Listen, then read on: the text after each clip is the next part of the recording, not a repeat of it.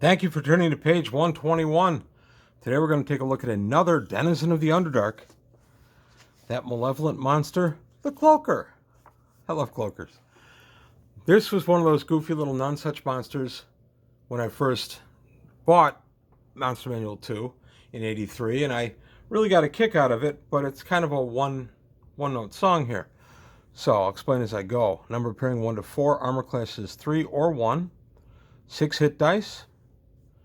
Number of attacks is 2 up and special, or 2 plus special.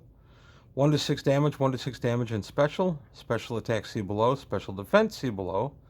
Standard magic resistance, high intelligence, see below. Chaotic neutral, and large size. A cloaker is a shadow-dwelling, unearthly creature. They are normally only encountered in deep, dark caverns far beneath the earth. Though they are highly intelligent, their thought processes are alien to most races, and usually only magic users are able to communicate with them. A cloaker resembles a large semicircular cloak or blanket with 2 claw-like appendages at the tips and long mace-like tail. Black eye spots cover its back like buttons on a cloak, and when the tail is hidden, it is almost impossible to distinguish a cloaker from a real cloak. In the middle of its front is a large gaping mouth and 2 glowing red eye spots. Because of all of its eyes, a cloaker cannot be surprised by an attack from the rear side. Cloakers are lightweight and can fly at a rate of 15 inches or creep with their claws along walls at a rate of 1 inch. So they're slow walking, but they're pretty fast flyers. Cloakers attack by flying at a character and wrapping the victim in their folds, pinning the victim's arms and preventing the victim from returning the attack. Once a character is wrapped, a cloaker may then bite at the victim's belly or back. Points of damage done are 1 to 4 plus the unadjusted armor class of the victim. I'll explain that in a minute. The cloaker may normally strike with its tail twice per round for 1 to 6 points of damage. It often uses its tail to fend off attackers while slaying its enveloped victim. The tail is armor class 1 and can take 16 points of damage before being cut off. Any attacks on the cloaker while it is wrapped around the victim will cause half damage to the victim and half damage to the cloaker. Area effect spells such as fire-based spells will cause full damage to both victim and cloaker. So if you decide to fix this by lobbing a fireball at it, that's going to be a mistake. Here's the rest of the write-up here. Cloakers regularly emit a subsonic moaning. The effects of this moaning are blocked by stone. Cloakers may not bite and moan at the same time. This moaning can cause several effects on monsters as the monster desires. The low intensity level of moaning causes nervousness and unease to all who are within range. It will numb the minds of those who listen to it for more than 6 consecutive turns, making them zombie-like.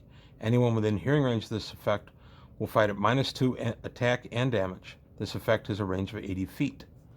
The second level of intensity invokes fear, as would a fear spell within a 30-foot range. Characters must savor spells or run in terror. The duration of this fear will last only 2 rounds. Third level of intensity causes nausea and weakness, very similar to that caused by a stinking cloud spell. The area of effect is a cone 30 feet long and 20 feet wide at its open end. The effect will last for 2 to 5 rounds. Anyone caught within the area of effect must save versus poison or be helpless due to nausea. The fourth level intensity acts as a hold person. This effect can only be used on one target at a time up to 30-foot range. The effect lasts 5 rounds. The effect of the cloaker's moaning can be neutralized by the use of a neutralized poison spell. That's interesting that the moaning can actually be neutralized by a neutralized poison. A cloaker also has the power to manipulate shadows. It may use shadows to hide or obscure its opponent's sight, increasing its own armor class to 1. That's why it's got dual armor class listed. The shadow manipulation is precise enough to allow the cloaker to produce shadowy images. When shrouded in shadows, the cloaker can even produce shadow doubles of itself, real enough to fool attackers. Treat it as a mirror image spell. A light spell will blind a cloaker and prevent shadow shifting. A lot of powers in this little guy.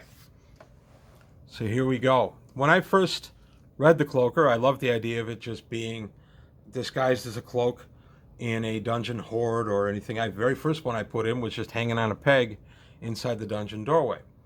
Player put it on, everything was fine. A few rounds later, I had the Cloaker attack him while they were engaged in melee with something else. That was pretty devastating, actually. I did drop the player that was wearing the cloak, the Cloaker. I didn't kill him, but I did put him into unconsciousness at below -1. So he was unconscious. And then the party was able to come in and help defeat the Cloaker and that kind of stuff. So that was just kind of its basic form. From that point on, my players got really wary about ever taking a magical cloak because they weren't sure. That's where Detect Life became a very valuable spell. It's a first level druid spell. No, that's cleric from Unearthed Arcana. And my players started using Detect Life to check things like chests to make sure there weren't mimics, doors to make sure there weren't mimics, and cloaks to make sure there weren't cloakers. And then you look at some of the other powers the cloaker has, beyond its melee, which is pretty significant considering the damage it does. Let's see, is 1 to 4 plus your unadjusted armor class of the victim. So if I am a magic user and I'm AC 10 and I've got my various protections, it says my unadjusted armor class.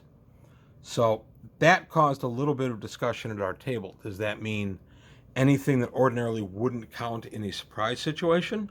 So if I have my magic user who's got armor class 10, but he's got 2 for movement, which brings him to an 8, and then a plus 5 ring, which brings him to armor class 3.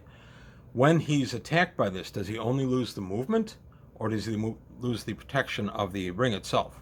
We ruled at my table that the magic user would retain the bonus for the ring, or if they were wearing braces of AC 4, they would retain that as well, because I realize it says unadjusted, but I think what they intended was that you would not get any shield or movement abilities with this. So if I have boots of speed on, for instance, they would do me no good for my armor class for my cloaker.